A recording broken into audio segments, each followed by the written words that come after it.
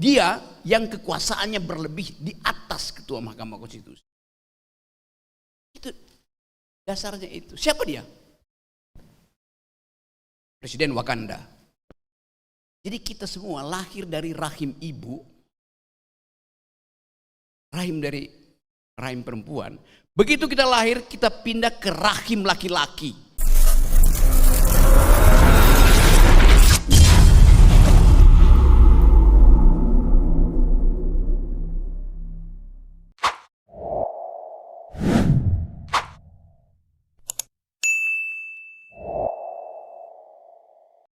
Di Jepang, sekolah SD itu nggak belajar kayak kita sekarang, matematika, fisika, kimia yang luar biasa membebani mereka. Yang diajarkan adalah etika dan moral. Apakah ada korupsi itu, KPK itu mempunyai program memberikan kurikulum mentality anti korupsi di sekolah-sekolah, Pak? Di SD, SMP, SMA. Dan apakah perlu, Bang, bahwa negara ini dalam situasi yang krisis soal korupsi, maka perubahan mendasar adalah adanya kurikulum etika dan moral dari mulai TK SD soal anti korupsi. Silakan Bang Rocky Gerung. Oke, terima kasih teman-teman. Pak Diki nih teman saya, dia sengaja membuat forum diskusi akal sehat Indonesia. Singkatnya Forum ASI, air susu Indonesia. Karena itu yang menyehatkan kita. Yang racun itu ada ASI yang lain yang racun, air susu istana. Dan racun itu yang sedang menghantui kita tuh. Karena itu kalau kita dengar tadi, oke 10 tahun mungkin kita bayangkan sulit betul. Di dalam 9 tahun ini yang terjadi bukan pemberantasan korupsi dan penegakan HAM, tapi penegakan korupsi dan pemberantasan HAM. Itu yang terjadi. Haris Asrar kemarin dihukum 4,5 tahun. Padahal dia menegakkan HAM. Jadi HAM itu diberantas melalui pengadilan. Status saya sekarang tersangka. Apalagi penjara. Lawyer saya namanya Haris Asrar. Nah dia mau dipenjara. Sementara saya nggak ada lawyer. Kan ngaco kan? Padahal kita dua-duanya mengucapkan kritik terhadap pelanggaran HAM. Terutama di wilayah-wilayah yang ada sumber daya alam tuh, ekstraktif industri tuh. Saya ditersangkakan karena menyebarkan berita bohong tentang IKN dan Omnibus Law. Bayangin coba. Tersangkanya perdata 4, pidananya 28 coba. Jadi saya menghadapi 32 kasus. Padahal saya mengucapkan kritik. Negara tersinggung. Negara memperkarakan saya. Di mana di dunia ini negara memperkarakan warga negara? Otaknya di mana coba? Kepala negara kita pilih. Atas nama hukum dia perkarakan saya. Loh Anda itu, kepala negara itu kacung saya. Kepala negara, calon-calon presiden, jadi pengemis suara hari ini kan. Pilih saya nomor 1, 2, 3. Mereka peminta-minta. Begitu jadi presiden, mereka menghalangi kami, warga negara, untuk mengkritik mereka. Sinting. Kalau terjadi percekcokan, saya protes pada presiden, saya protes pada menteri. Ya udah bicara aja seperti ini kan. Emang kalau saya kritik itu kejahatan. Jahat itu kalau saya sakiti orang dan dia luka. Pejabat negara itu nggak boleh luka. Karena kita gaji dia. Tetapi korupsi terjadi karena pejabat negara mengalami surplus kekuasaan. Sumber korupsi itu karena ada surplus kekuasaan. Ada hierarki akhirnya. Dan itu yang kita persoalkan sekarang tuh. Keputusan Mahkamah Konstitusi dibatalkan oleh keputusan Majelis Kehormatan Mahkamah Konstitusi, MK. Anda lihat butir ke-8 di dalam keputusan atau kesimpulan yang ditandatangani oleh Jimli Asidik. Ketua MK bersalah secara etik karena membuka ruang intervensi pihak luar. Kan bunyinya begitu. Mari kita lihat struktur kalimatnya. Membuka ruang intervensi pihak luar. Jadi ketua MK membuka ruang supaya ada intervensi pihak luar. Masuk akal nggak kalimatnya? Membuka ruang. Intervensi itu terjadi kalau dipaksa dibuka.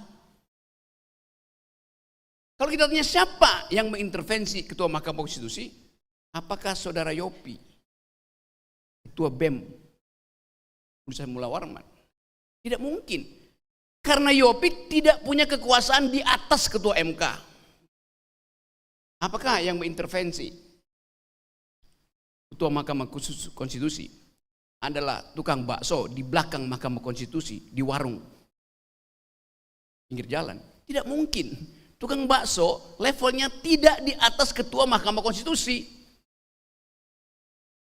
Jadi pertanyaannya, siapa yang mampu untuk membuka ruang itu, memaksa membuka? Ya orang yang ada di atas ketua Mahkamah Konstitusi.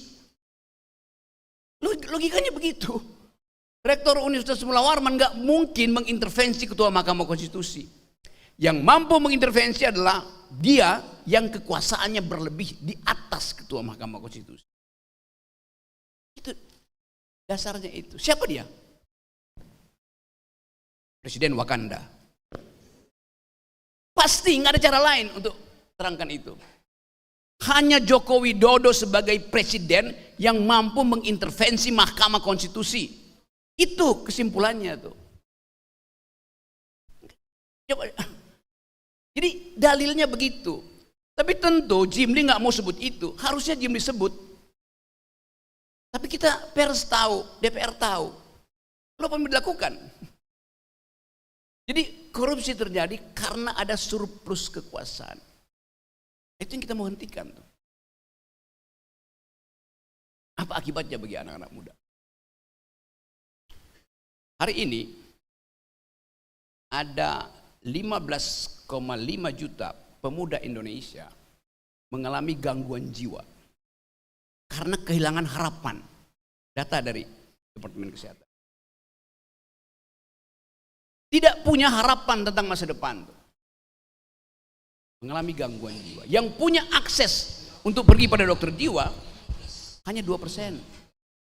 Selebihnya frustrasi. Anda mungkin bagian dari itu. Kan Anda nggak tahu 2045 Anda mau jadi apa di situ.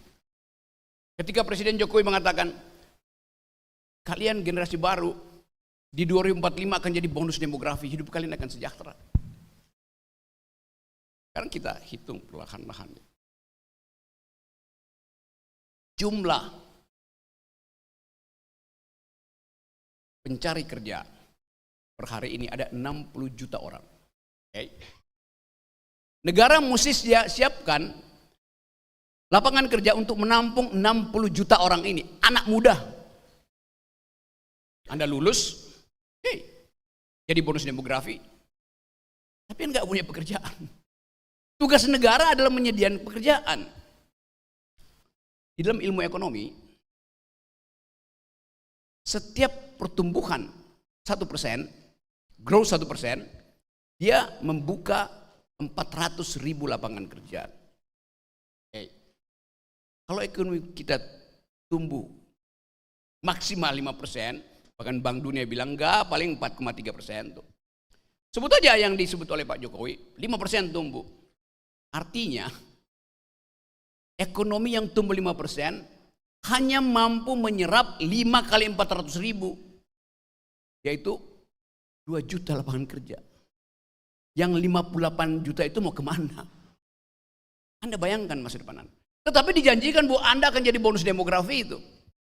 Kan itu omong kosong namanya tuh. Jadi kita mesti berpikir bahwa pemerintah bikin hoax setiap hari. Janji bonus demografi, janji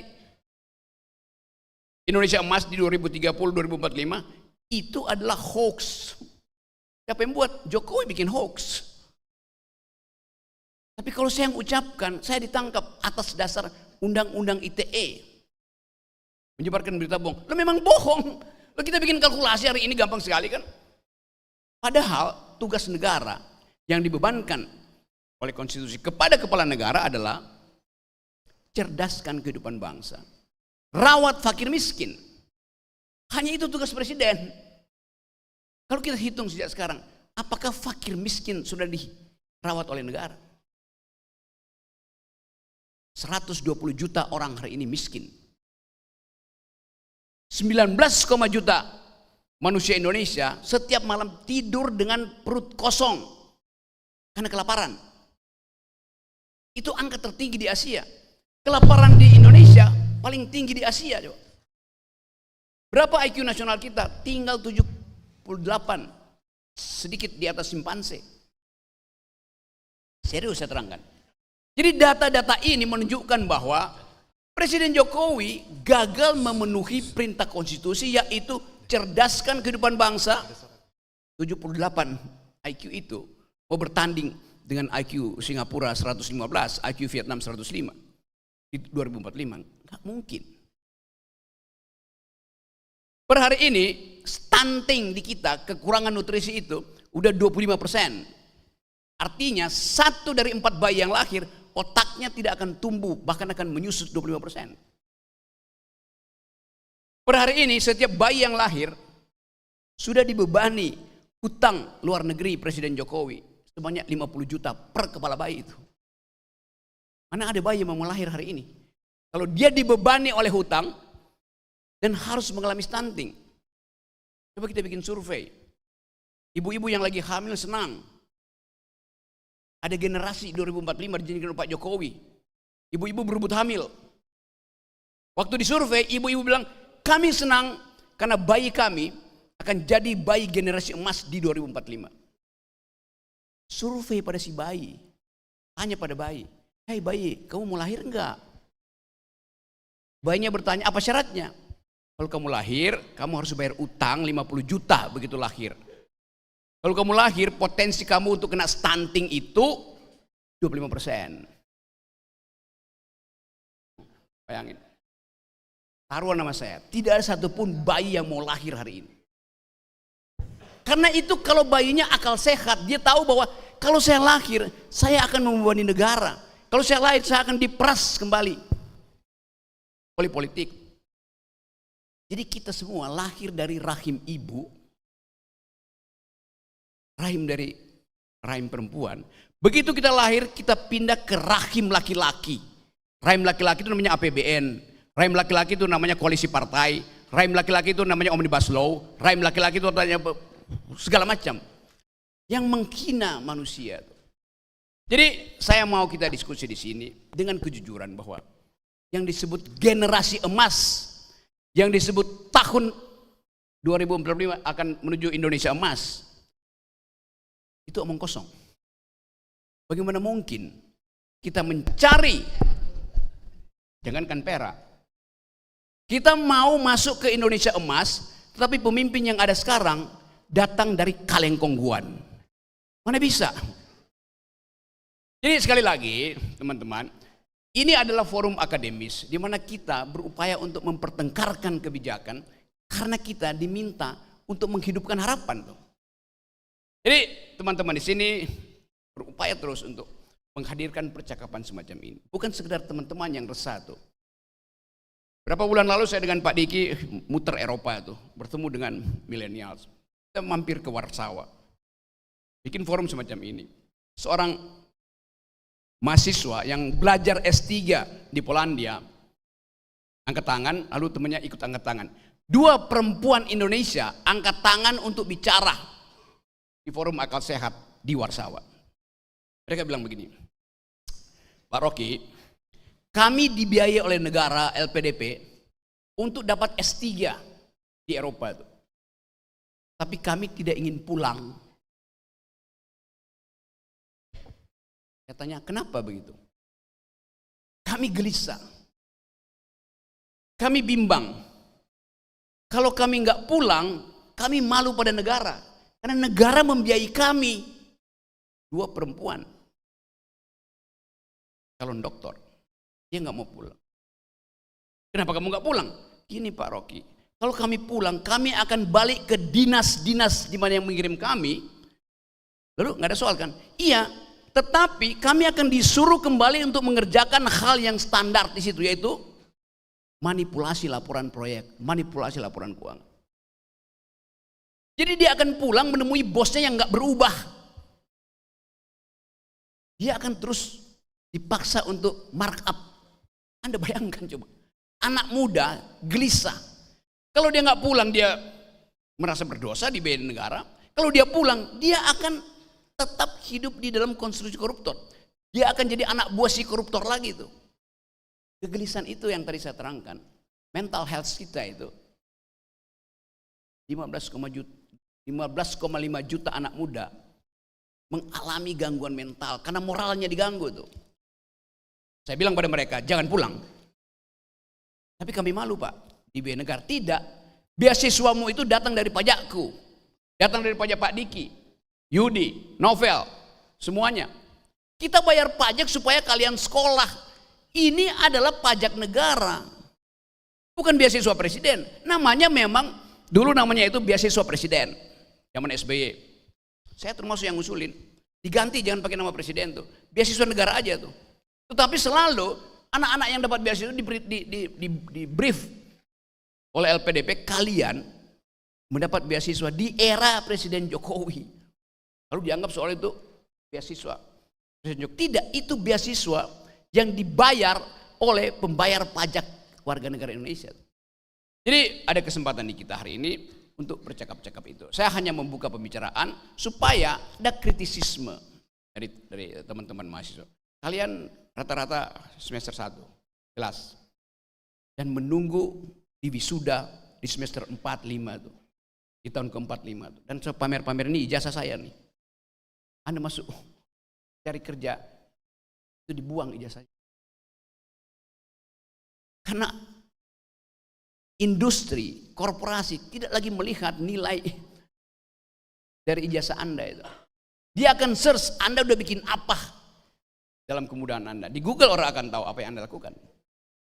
Bukan saya katakan ijazah tidak penting, tetapi jangan andalkan itu. Jadi pelihara integritas, supaya kalau Anda masuk di dalam dunia kerja, Anda perlihatkan pertama bahwa Anda tidak punya cacat etika. Itu dasarnya.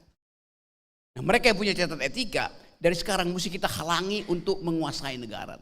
Cacat etika pertama adalah Gibran. Yes.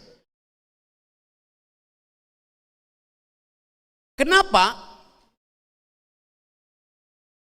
Ketua BEM Unmul tidak boleh menjadi calon wakil presiden? Kenapa? Oh, karena dia tidak punya pengalaman memerintah. Gibran punya pengalaman memerintah. Lebih berat mana? Memerintah Solo sebagai anak presiden yang setiap hari bisa telepon menteri untuk kirim bantuan di situ di luar APBD. Dengan si Yopin ini yang mesti mengatur pikiran beragam dari mahasiswa Unmul, yang harus nego dengan polisi, yang harus nego dengan rektor.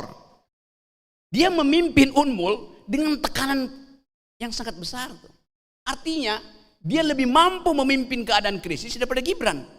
Gibran tidak pernah diuji dalam keadaan krisis karena bapaknya presiden. Di situ kemaksiatan politik kita. Hanya demi anak presiden, maka dibatalkanlah prinsip-prinsip kompetisi itu. Uraian dia tadi itu jauh lebih bermutu daripada kalimat jangan khawatir, saya udah ada di sini itu. Apa poin itu? Nah, kita ingin agar supaya kompetisi itu fair. Jadi dari awal, kenapa Gibran berhasil mencapai posisi itu sekarang? Karena dia memperoleh surplus kekuasaan dari ayahnya. Terima kasih.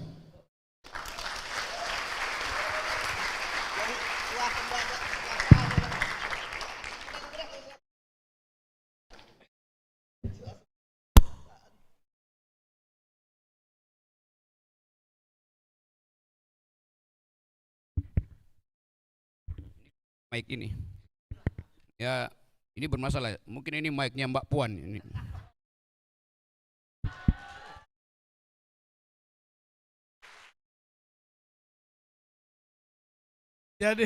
Jadi kepada Bapak Intel, mohon dimengerti apa yang disampaikan oleh Bang Rocky berulang kali soal Gibran bukan sekali penghinaan. Sebetulnya beliau adalah juru kampanye Gibran. Untuk semakin ada di kepala kita, yang kita ingat hanya beliau. Pakai beliau sekarang biar aman.